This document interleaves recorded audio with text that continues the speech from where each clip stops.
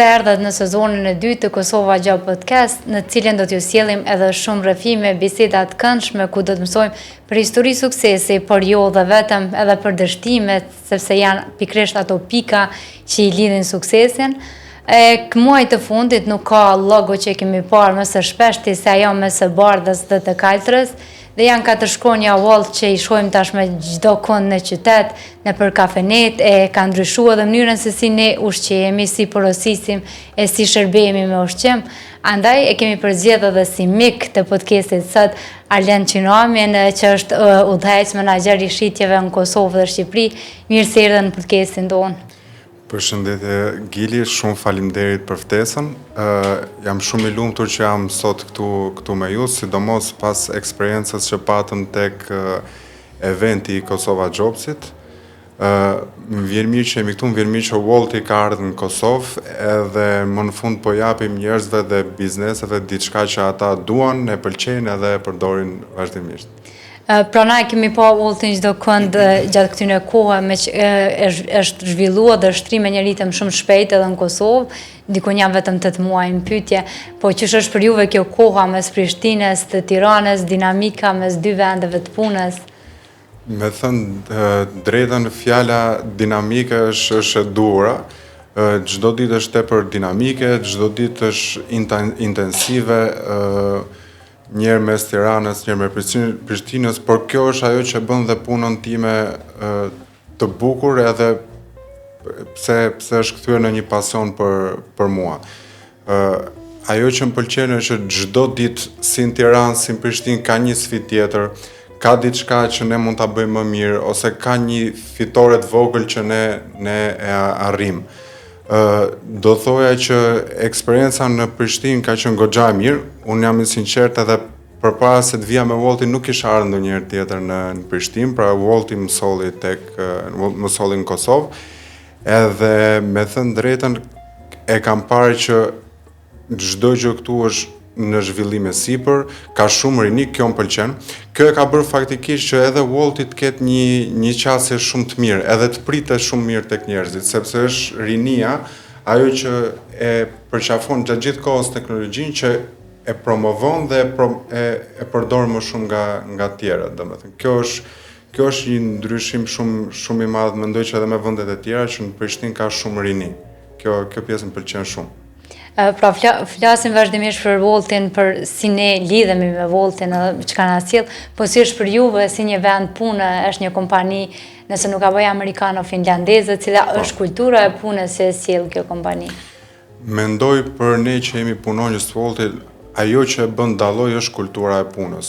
Në Wolt ekziston në të gjitha vendet ku Wolti shtrihet, ekziston një kulturë që le ta quajmë pak a shumë kulturë nordike. Pra është ajo kulturë ku të gjithë punonjësit janë të lirë, e kanë mundësinë që të marrin vetë vendimet, por edhe ti dëgjojnë det. Mendoj që kjo është një pjesë shumë e rëndësishme, pra ku secili mund thotë idenë e vet, ku secili ka një ambient që mund të mësoj, por edhe të kontribuojë në të njëjtën kohë. Kjo mendoj që është pjesë shumë e rëndësishme, dhe gjithashtu edhe pjesa, do thoja, e hierarkisë në kompani është shumë flet, shumë e drejtë. Pra kemi një marrëdhënie shumë mirë me menaxherët tanë, kemi një komunikim të vazhdueshëm gjatë gjithë kohës, gjë që na e bën punën tonë shumë të thjeshtë dhe më të kënaqshme patjetër.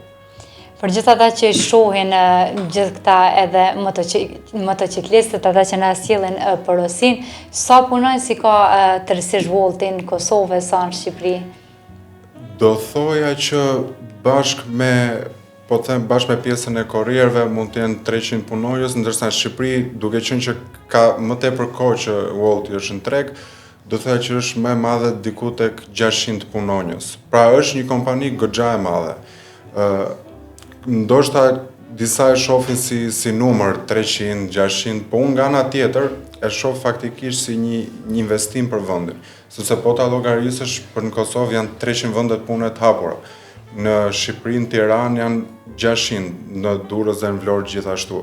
Kështu që mendoj që Wolti ka sjell përveç pjesës inovacionit, përveç pjesës që është një kompani ndërkombëtare, sjell eksperiencë në vend, ka sjell edhe shumë vende punësimi. Pra kontributi që Wolti jep në vend, qoftë për njerëzit që punojnë me Woltin, qoftë për partnerët tanë, bizneset, sidomos bizneset lokale që ka impakt goxha të madh, impakti është shumë i madh. Pra, vetë kompania këtë ka për qëllim. Ka për qëllim që të rrisi dhe të zhvilloj bizneset edhe njerëzit. Dhe këtë e shohim, do thoya që e shohim për ditë. Kam rastisur me biznese që kanë qenë ndoshta në disa vende që nuk kanë qenë shumë dukshme për publikun, edhe janë munduar që të promovohen sa më tepër me ato që kanë pas mundësi, dhe nuk ja kanë dalë shumë mirë. Dhe në momenti që kanë filluar të punojnë me Woltin, atëherë ato kanë pas një rritje goxha të madhe, aq të madhe madje sa ka biznese që nga një pikë e vogël tani kanë hap 2-3 pika biznesi tjera prej Woltit. Dhe kjo është e mira. Dhe mendoj që ajo që ne i ofrojmë gjithëve si punonjësve, si partnerëve është rritja, është zhvillimi. Dhe për këtë ka qëllim e gjithë kompania. Kjo është e gjithë filozofia e Woltit. Normalisht fokusi është gjithmonë tek njerëzit. Kur flasim për zhvillimin, do doja të përmendja dhe tek pjesa e qoftë edhe korrierëve që punojnë me ne. Pra fokusi është gjithmonë që këto korrierë të trajnohen, që të kenë një sjellje sa më të mirë me njerëzit që takojnë gjatë ditës, pra me të gjithë klientët, por edhe që ne t'i ofrojmë kushte sa më të mira për sigurinë e tyre, sepse ne duam që çdo kush, i gjithë procesi, nga momenti që bëhet porosia deri në momentin kur korrieri e dërgon në derën e klientit, çdo gjë të jetë sa më perfekte, çdo gjë të jetë sa më e këndshme dhe sa më e përshtatshme, sa më e rehatshme për klientin. Se kjo është ajo që edhe e sjell nevojën e Woltit në një vend. Pra, e gjithë koncepti është që njerëzit më para se të kishte kompani delivery ose para se vinte Wolti dhe bizneset kishin delivery në vet, ishin detyruar po marrë qoftë ke pjesa e pazareve në market. Pra ti punoje gjatë ditës, ishe detyruar pasaj që në trafik të shkoje në market, po jo a do gjeje vend parkimi, as do gjeje, pra e gjithë ky proces. Ne po flasim për një trafik jo të lehtë. Jo, nuk është i lehtë. Pra edhe Shqipëri dhe Kosovë jemi në të njëjtën situatë. Dhe praktikisht për të bërë disa pazare të vogla, ty do t'ikte minimumi 1 orë e gjys gjatë ditës. Ndërkohë që tani me Woltin, ti duke u futur në aplikacion, le që i ketë të gjitha opsionet, pra dhe opsionet që nuk i ke afër lagjes ose afër shtëpisë tënde, ke opsione pafund, por mund të bësh të njëjtën porosi, me të njëjtën kosto, ndërkohë çka ke kursyer? Ke kursyer koston e kohës dhe ratis tënde. Pa atë 1 orë e gjys mund ta shpenzosh me familjen, sidomos për prindrit që janë me fëmijë, mund ta shpenzojnë me fëmijët e tyre, mund ta shpenzosh duke u marrë me diçka një projekt për veten tënde, pra ose duke pushuar, çfarë si ka. Por ti e ke mundësinë që të kursesh dhe nuk ke ndaj kosto tepër. Kjo është e mira pra e gjithë shërbimit që ne ofrojmë klientëve. Pra, po kuptoj që Wolti edhe indirekt ndikon në zhvillimin edhe të secilit të konsumatorëve, jo vetëm njerëzve që janë pjesë e kompanisë dhe partnerëve. Po tash nuk pyesim çka ka në kuzhinë, po çka ka në Wolt. Çka ka në Wolt, e vërtet është edhe madje shumë shtete ku ne operojmë, nuk thot njerëzit po porosisin, po thonë në anglisht let's Wolt it. E njëjta gjë është edhe këtu, nuk thonë njerëzit që ku do dalim të ham diçka për drek, po do porosisim me gjë ke Wolti. Unë e shoh edhe në zyrë, ne që punojmë ke Wolti patjetër që po edhe me kolegë tjerë kur e diskutojnë e kanë për shumë lehtësi, për shumë kollaj që të futen dhe të porosisin diçka, dhe as nuk kanë pse zbresin ose nuk kanë pse presin kohë të gjata ose të zbresin poshtë. Një gjë që mua më tepër po e them nga ana si konsumatori i Woltit, si klienti i Woltit që më ka pëlqyer për Woltin, është pjesa që korrieri të ngjitet dhe ta sjell porosinë deri tek dera e shtëpisë. Që më përpara unë nuk e kam patur si eksperiencë këtë gjë. Pra mund të kishte raste, po them janë ditë me shi. Ditë me shi ti duhet vishesh në të ftohtë, të zbresësh, të marrësh porosinë, të presësh korrierin, ndërsa tani nuk ke nevojë. Tani përveç se të vjen korrieri ke dera, po ti edhe gjatë gjithë kohës e ndjek korrierin me anë të GPS-it se ku është. Pra e ish dhe këtë merakun që ku është porosia. Ndihmon me durimin, kur je. Ndihmon me shumë me pjesën e durimit. Kështu që patjetër që ka një ndikim tek sjellja e konsumatorit, se në fund ditës konsumatori është shumë i qartë. E shef, thotë, është diçka që mua po ma bën jetën më të lehtë. Dhe sidomos sot e kësaj dite ku po them koha tek njerëzit po bëhet shumë më shumë e kufizuar. Njerëzit po kërkojnë për gjëra që ja thjeshtësojnë jetën. Dhe mendoj që Woltin praktik këtë bën. Ja bën jetën njerëzve sa më thjeshtë. Është shumë i thjeshtë si produkt. Cili është ushqimi që porositin mas shumë të konsumatorët në Kosovë ose në Shqipni, a dallon kjo? Do thoja që është e njëjtë, po jo vetëm Shqipëri dhe Kosovë, globalisht janë burgerat. Do më tha njerëzit konsumojnë mas shumë të burger. Njerëzit vdesin për burgera edhe sidomos në Kosovë, duhet ta them, janë shumë të mira. Dhe më thënë, në gjitha vendet që kam porosit, kam dalë shumë i kënaqur, kam pëlqyer shumë. Mendoj që janë tek pjesa e burgerave, janë tek pjesa e ushqimit shpejt, pra fast foodit, burgera, pizza. Kjo është për patjetër që është edhe pjesa e restoranteve që është goxha e zhvilluar.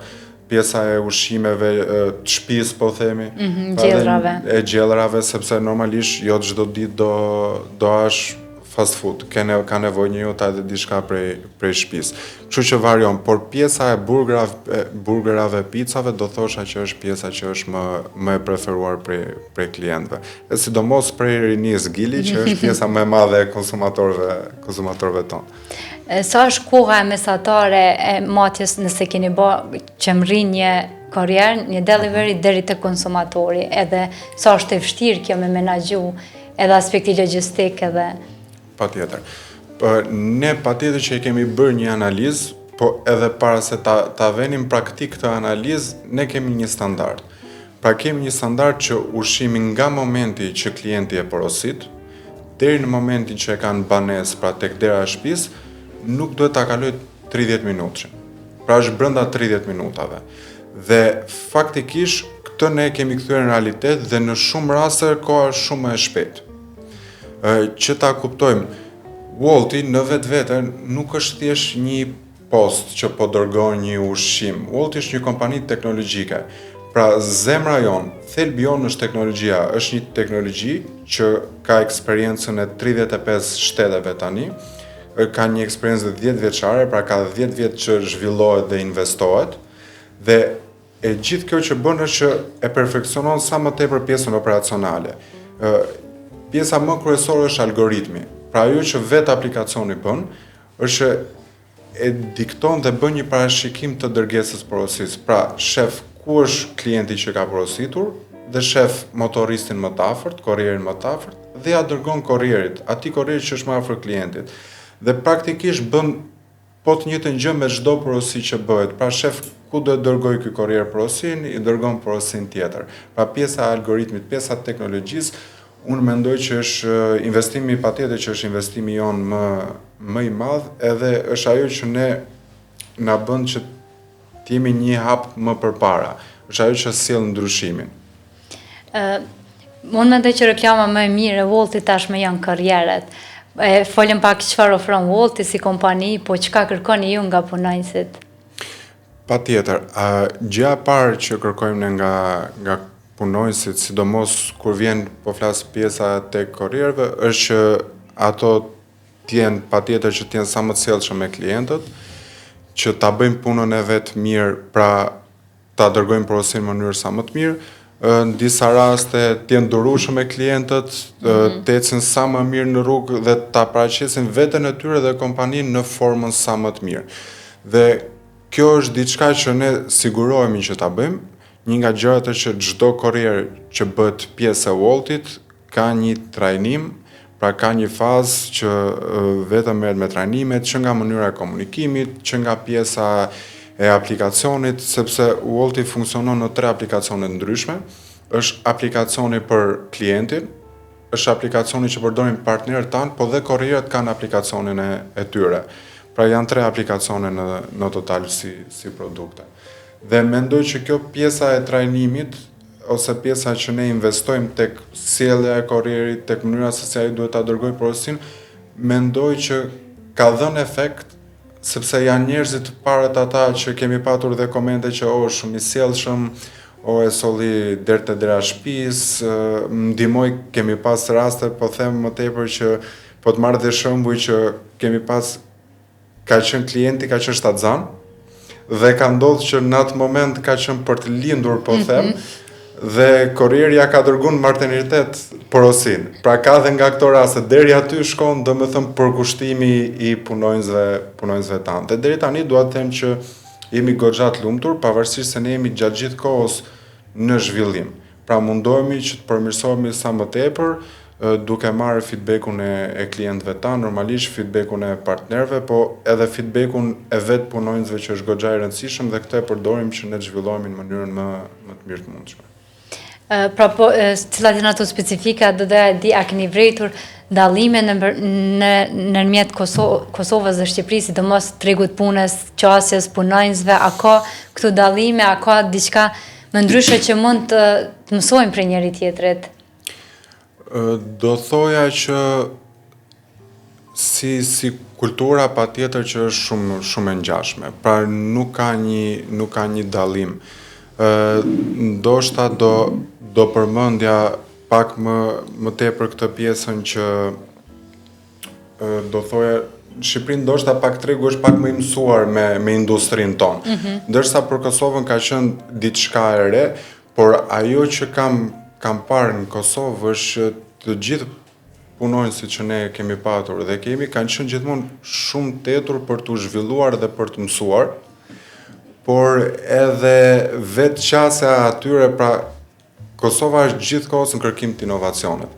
Dhe qasja atyre ka qenë që pavarësisht se këtu nuk ka pasur një platformë si Wolti, ato kanë lexuar ose kanë qenë djeni platforma të tjera, sidomos në vendet amerikane, pra kanë qenë shumë të përditësuar me këtë pjesë. Po do përmendja për në Kosovë, pra dëshirën e njerëzve për të mësuar, për të zhvilluar, edhe me gjëra që ndoshta për momentin nuk i kanë hasur më përpara, por dhe kultura e punës është shumë e mirë. Shoh këtu në ndryshim pak dhe me Shqipërinë, shoh shumë këtë pjesën e ruajtjes së balancës të punës me jetën personale. Dhe do ta përmend një gjë që më ka bërë habi kur kam marrë që diskutuam edhe pak bashkë, është pjesa e pauzës, që është diçka që praktikisht në Kosovë në orën 11:30, gjithë marrin një kohë pushimi, të hajnë diçka, të pinë një kafe, të qetësohen. Dhe kërkesat besoj shpërthejnë atë kohë, në vallë. Dhe kërkesat shpërthejnë, pra është një kohë që ka goxha ngarkesë. Ndërsa Shqipëri, domethënë, kjo pjesa e pushimit, ndoshta e balancës nuk është kaq e vendosur, por njerëzit janë pak më fleksibël, ndoshta edhe për të punuar më shumë orë ose për ta lënë në rrjedh më të lirshme pjesën e punës. Por që më pëlqen shumë kjo pjesa e Kosovës, sepse është shumë e rëndësishme që të vendosin disa limite, disa standarde, që të vim çdo ditë dhe të jemi të freskët dhe na pëlqej puna që bëjmë, pra ta kemi dhe pushimin, është shumë i rëndësishëm. Folim pak më shumë për Woltin, po do doja dija më shumë edhe për ju, me që keni një karrierë tashmë në shitje. Cila ka qenë motivi ju i më bashku Woltit, cila ka qenë rruga ju i me Woltin? Patjetër. Atëherë unë duke filluar, Gili, po të marrë që punën time të parë që kam bërë ka qenë shitja. Kam punuar në shitje dhe me thënë drejtën kur fillova nuk isha shumë i sigurt që a është shitja gjëja që dua apo jo. Sepse në atë kohë kam qenë edhe direkte ndoshta në kohën e universitetit ose pas universitetit, edhe ishte një punë terren që ndoshta duke pak e vështirë. Dhe në fillim muajt e parë, po them, thjesht shifja këtë pjesë e vështirësisë, por nuk shifja benefitet që kjo punë sjell nga mbrapa. Por dhe isha ndyshim që është kjo diçka që duhet bëj apo jo. Dhe punova diku ke 3-4 vjet po prapë në shitje dhe më pas kalova në një punë në zyrë. Pra nga një punë që je gjatë gjithë kohës në terren, komunikim me njerëzit, në një punë që kishe para kompjuterin. Dhe aty kam kaluar goxha mirë, por e ndjeva pak të mungesën e terrenit dhe komunikimit dhe adrenalinës. Pra kush ka punu në shitje, e di shumë mirë që kjo punë ka një lloj adrenaline dhe ka një kënaqësi, sepse çdo ditë ti arrin diçka, pra çdo marrëveshje që mbyll, çdo problem që ti i zgjidh një partner, ti fiton një kënaqësi. Pra është një punë që faktikisht shitsi e shef kontributin në moment. Ndërkohë që isha ke puna në zyrë, me thënë drejtën, atë kohë nuk është se kisha menduar për tu larguar, për të filluar një punë tjetër. Pata një komunikim me disa punonjës të Woltit, me rekruterat e Woltit, e njifja kompanin, u futa dhe lexova, pra e dija që ishte kompani goxha e madhe, gjë që më bëri që të tërheqi normalisht. Dhe pata një takim me përfaqësuesit e Woltit këtu në Tiranë. Mbasi diskutuam dhe ata më treguan pak a shumë kulturën e punës, më treguan vizionin dhe atë çka donim të arrisnim. Unë parë që, ishte një vend pune ku unë do kisha mundësi që të rritesha, po ndërkohë dhe t'jepja një kontribut, sepse ishte diçka që nuk ishte ndërtuar, pa do duhet që ta ndërtonim nga zero, nga fillimi, pavarësisht se kishim suportin normalisht të Woltit ndërkombëtar dhe eksperiencën nga mbrapa. Deri tani ka qenë, mund ta them shumë lehtë që është eksperienca ime më e bukur në punë, edhe është një punë që e bëj çdo ditë me pasion, ka vështirësitë e veta, sepse në thelb ka qenë gjithmonë një punë që është dashur të edukohet tregu, si në Shqipëri dhe në Kosovë. Duke qenë që bizneset nuk janë mësuar shumë te kjo pjesa e deliveryt, nuk ka dhe standarde ose nuk ka pas precedent për të krijuar standarde në shumë gjëra, që në mënyrën se si duhet jetë një menu ushqimi, që në mënyrën se si duhet paraqiten produktet e një dyqani, që në mënyrën se si duhet paraqiten fotot, dhe kjo ka qenë diçka që ne kemi punuar vazhdimisht me partnerët tanë për t'i treguar që një foto e bukur ka një efekt, pra ka shumë rëndësi, ose një menu duke patur gjitha ingredientët brenda, e tërheq klientin, sepse në fund ditës ti si klient do të futesh dhe do të jesh ndjenjë të plot që ajo gjë që ti po porosit, çfarë ka brenda, ose si duket.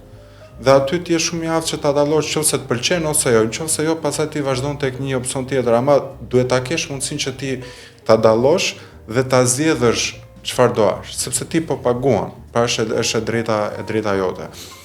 Kjo mendoj që ka qenë një pjesë e vështirë. A është më mirë të gjesh standardet e gatshme apo të ndërtosh ato, sepse shpesh është kjo dilema kur zgjedhim kompaninë ku duam të punojmë? Mendoj edhe kam kuptuar që është pak më e thjeshtë për t'i krijuar standardet.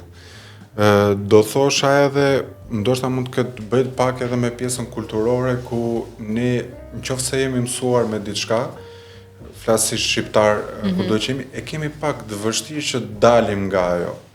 Nga zona e rahatisë. Pra në momentin e parë që ti bën një diskutim dhe themi që shife që këtë gjë duhet ta ndryshojmë, duhet bëjmë këtë proces të ri ose kjo duhet jetë mënyra dur, thotë, po ne kështu e kemi bërë gjithmonë. Pra është përgjigjja e parë që ti merr te njerëzit. Dhe mendoj që në momentin kur ti i krijon standardet, pra unë e kam parë te vetja ime, në momentin që unë u futa tek Wolti edhe u krijuan standardet e kompanisë, edhe unë u shqeva me atë frymë.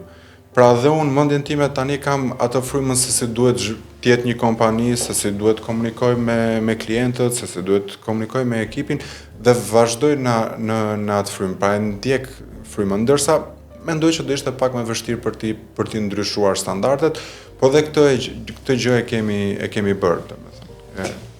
Me qemi edhe të shitja dhe keni një përvojë goxha të pasën këtë fush, cilat mendon që janë 3 cilësi që duhet mi pas një shitsi mirë, ose dikush që aspiron këtë fush? Mendoj që si fillim do të them që shitja është një profesion shumë i bukur. Qofse do përmendja 3 cilësitë, e para do të ishte cilësia për t'u adaptuar, po them.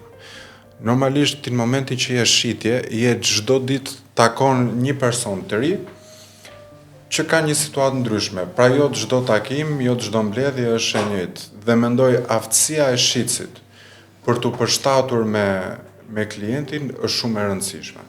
Është e rëndësishme sepse duhet jetë vetë natyra e tillë, se duke qenë që situatat janë të ndryshme, duhet të përshtatemi dhe në mënyrën se ke zgjedhja që i ofrojmë pra klientit, duhet të jetë diçka e përshtatur për të, sepse jo të gjithë kanë nevojë për të njëjtën gjë. Kështu që mendoj pjesa për të adaptuar. Pjesa tjetër që është shumë e rëndësishme është që duhet të jesh një dëgjues i mirë. Sepse duhet të jesh i aftë ta kuptosh çfarë kërkon klienti. Sepse në shumë raste e shohim me gjën veten duke i shitur klientit diçka që ai ndoshta nuk ka nevojë ose nuk është për të. dhe mundohemi aq shumë për ta kuptuar vetë ne duke i bërë pyetje gjatë gjithë kohës, po mos e dëgjuar saqë e fusin veten, domethënë në një ngatresë që edhe klientit vet nuk i zgjidhin punë. Ndërsa në momentin ose e irriton klientin. E irriton, ajo është, sepse ai ka ardhur në momentin që ti bisedon me një shitës, ti po përpiqesh gjesh një zgjidhje, sepse shumica e shërbimeve, produktet që shiten janë për të dhënë një zgjidhje. Në momentin që ti nuk lejohet që të thuash problemin tënd dhe çfarë ke nevojë ti të zgjidhësh, është goxha irrituese. Kështu që mendoj që është kjo pjesë që është e rëndësishme. Dhe pjesa tjetër mendoj që duhet të jetë pak pjesa e durimit dhe e përshtatjes në lidhje, sepse puna në shitje, me thënë drejtën, nuk ka një orar. Pa ti gjatë gjithë kohës je në komunikim me klientin, edhe në ditët që je pushim, dhe mendoj që shitësit duhet ta ketë me kënaqësi këtë pjesë që bën. Pra duhet të ketë durimin e mjaftueshëm, po të ketë edhe pasionin për punën që bën, që ti përgjigjet klientin në çdo moment, edhe të jetë gjithmonë i përkushtuar ndaj punës që bën. Paktën këto janë 3 cilësi të cilat unë mendoj që kanë qenë më të vyeshme për mua, po edhe me menaxherët e mi ose me mentorët e mi që më kanë ndihmuar në karrierë zhvillohen, këto janë disa nga këshillat që më kanë dhënë. Pra për të pasur këto 3 cilësi dhe pastaj njeriu është zhvillim gjatë gjithë kohës, mund t'i përdori për më mirë. Cilat janë risi që do t'i sjellë Olti, edhe më intereson di edhe besoj edhe atyre që na ndjekin, cilat qytete tjera të Kosovës dhe të shtrihet, ka shumë që e presin me padurim. Kjo është një nga pyetjet më të bukura, edhe që në momentin që kam ardhur në Kosovë, jam mundu të bëj xhiro rreth gjithë qyteteve të Kosovës për të parë që ku do jenë hapat e radhës. Nuk di të them me kohë fikse ku do jemi, por di të them që do jemi në çdo qytet të Kosovës. Pra ne do jemi në derën e çdo klienti për t'i dhënë një shërbim. Ky është qëllimi jon. Normalisht pra ne kemi 8 muaj në Prishtinë, edhe pjesa e kryeqytetit kërkon goxha kohë, pasi është popullat shumë e madhe, kërkesa është shumë e madhe. Nuk do doja për momentin të tregoja një qytet fiks specifik, por do them që shumë shpejt do jemi në një vend që është shumë afër Prishtinës, edhe që njerëzit kanë kohë që na e kërkojnë edhe e mirëpresin. Por që ne jemi gjithmonë të hapur, do me thënë i shohim edhe kërkesat e klientëve. Nëse janë klientët ata që na kërkojnë me ngulm që ne të jemi në një qytet tjetër, nuk e kemi problem, do i ndryshojmë planet dhe do shkojmë aty ku na kërkon klienti. Kështu që është një kërkesë edhe për qytetarët e vendeve tjera që lobojnë të Olti që ta kenë në shtëpitë e tyre. Cili është aplikacioni tjetër që përdor më shumë ti pas Oltit? Në përgjithësi po themi se te pjesa e deliveryt jam shumë besnik edhe jam te pjesa. Mendoj që kohët e fundit përveç Woltit kam filluar të përdor Spotify. Edhe më duket shumë aplikacion interesant, edhe kjo pjesa e podcasteve është shumë interesante. Mëson goxha, edhe pjesa e bukur e podcasteve është që ti faktikisht kur e merr informacionin nuk është se e merr si shablon ndoshta kur e merr në televizor si një dokumentar, pra që është thjesht e mërzitshme, por në formën e një komunikimi shumë thjesht. Është pa filtra, sepse televizion ndonjëherë kalon nëpër shumë dur edhe ka perceptime ndryshme se çka duhet. E vërtetë është. Ja unë them tani, domethënë që për një moment e kam harruar fare që jam pjesë e një podcasti, po më duket sikur thjesht po diskutojmë bashkë edhe po flasim. Është Spotify, pastaj ka dhe aplikacione tjera, normalisht rrjetet sociale, nuk kemi ku t'i shpëtojmë, i përdorim çdo ditë. Pjesa e rrjeteve sociale na ndihmojnë edhe për pjesën e punës, për të parë biznese tjera që hapen, por duhet të jemi edhe me hapin e kohës që ta kuptojmë që ku janë trendet dhe çfarë kërkojnë njerëzit. Por nëse hapim celularin tim, aplikacioni më i përdorur është padyshim Wolti, sepse jo vetëm që bëj këtë pjesën e ushqimit në punë, pra që haj, por është edhe pjesa e supermarketeve. I gjithë qëllimi, dhe do shkoj prapë të flas për Woltin, i gjithë qëllimi Woltit, Gili, ajo që ne duam të arrijmë dhe po bëjmë, është secili klient të ketë një qendër tregtare në xhepin e tij. Pra ne punojmë çdo ditë për t'i ofruar sa më shumë opsione në mënyrën më të mirë. Pra unë Woltin e përdor për pjesën e ushqimit, kur dua ushqim të gatshëm, e përdor për pjesën e pazareve, e përdor kur dua diçka elektronike, pra jam gjatë gjithë kohës gjej diçka që më duhet aty. Prandaj është dhe aplikacioni që përdor më tepër. Pra Wolti na mundson me pas një kohë të lirë më produktive dhe mos ta qojmë kohën e lirë duke bërë pazarin ose duke gatuar ose duke shku me marr ushqimin. Arlen, ishte shumë kënaqësi me të pas në këtë sezon, edhe me pas këtë bashkëbisedim, shpresoj të takohemi shumë shpejt edhe me risi tjera të Woltit edhe shpresoj që do zgjeroheni në krejt Kosovën edhe Shqipërinë. Me patjetër Gilit, falenderoj edhe unë edhe ta them realisht bravo për punën që bën, sepse ishte me vërtet një eksperiencë goxha e mirë e jashtëzakonshme. Të falenderoj për ftesën.